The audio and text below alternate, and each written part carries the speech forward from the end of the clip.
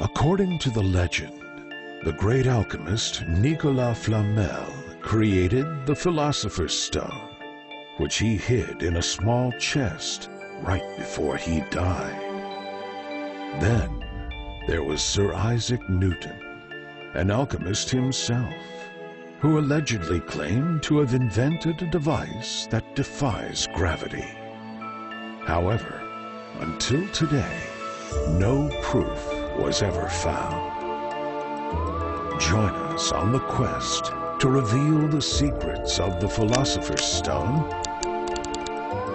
and Newton's mysterious invention. It might just be you who finally continues their legacy.